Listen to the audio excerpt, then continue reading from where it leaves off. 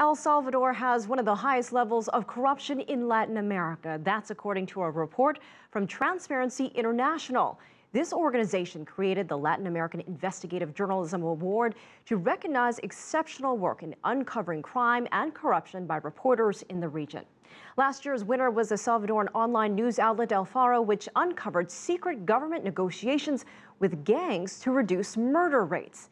In exchange for ordering a cutback in violence, gang leaders, long held in maximum security prisons, were transferred to less secure facilities and offered thousands of dollars. We're joined now by journalist and diplomat Hector Silva. He's the author of the book Infiltrated, Chronicle of Corruption in the National Civilian Police, a book based on his experience reporting from El Salvador. Thank you so much for joining us. Thank you for having me. What led you to write this book? Well, it was actually a decision to put in one book and summarize all the reporting that I have done along 15 years as a reporter in El Salvador. Keep in mind that the Salvadoran police was a new founded or created body by the peace accord that we signed. You know, regrettably, the main thesis is that it didn't do well, you know, because from the beginning it became infiltrated by mainly organized crime and had to deal with a lot of corruption. And I think that that's at the base of a lot of the problems that we have right now in my country.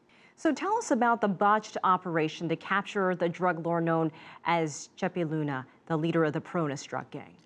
Well, this is a story that's very important in the book because it illustrates how badly the Salvadoran state is infiltrated. Chepe Luna was, because he's dead now, one of the main leaders of one of the most important drug trafficking organizations in El Salvador. He wrote the playbook on how to transform a small smuggling operation into a very large drug trafficking operation capable of putting cocaine all the way from Costa Rica, Nicaragua, and El Salvador, all the way into the U.S. Eastern Shore markets. So the police went after him, not one or two times, but 4 times. And all the times, the operations to arrest him didn't work because he had someone leaking to him that they were going after him. And these leaks came not from lower levels of the police, but from the highest level. I talked to former ministers of the state, told me the problem was that the Director General of the police himself was advising this guy. And we tried to, tackle that, but we couldn't do it.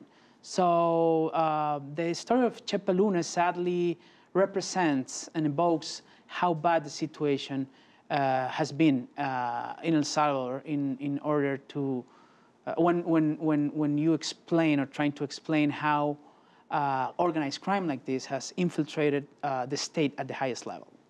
So that happens not just with this particular instance, but with other organizations using a lot of their money to buy government officials, buy police. What's the answer here then? Well, I think it's to really engage in a new culture, which is not easy. It's very difficult, but I think it's at the base of the answers that we have to start providing as a country if we want to, step out of this situation of violence. And it's caring about accountability, really making the people that governs us accountable of what they do. We are facing a really bad situation of violence. A lot of instances, including the U.S. State Department, has pointed out to El Salvador as a very at-risk country for a lot of things, including money laundering. That's possible because our state is, again, infiltrated. So the only way for us as a country to really start changing that is really care more and more about accountability, and for us citizens to make our politicians accountable of what they do and how they spend their money and what kind of money they're receiving from these kind of organizations. But is that a tough cycle to break? It is very tough. It is very tough because the whole system protects itself. And you're witnessing this in Latin America. You have been witnessing this for, I don't know, 20 to 30 years. You have the case of Mexico, you have the case of Colombia, you have the case of Guatemala, now you have the cases of El Salvador and Honduras.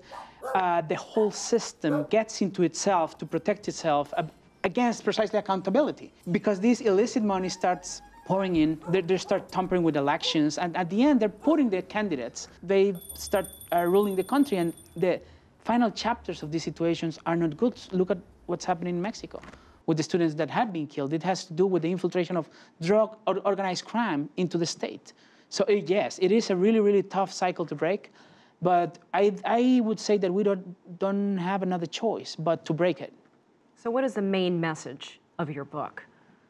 First of all, the first thing that we need to do as a country is really acknowledge that we have a problem. Because within state narratives, government narratives, it's very hard to even acknowledge that we are victims of this kind of corruption. Usually the line you hear is, it is bad, but it's not that bad. You know, it is really bad. It's really, really bad. I think the message is, let's acknowledge that, and then let's start finding real solutions and really finding the political courage and political will to really address these issues. All right. Hector Silva, we appreciate your time. Thank you so much for joining us here on America's Now. Thank you for having me.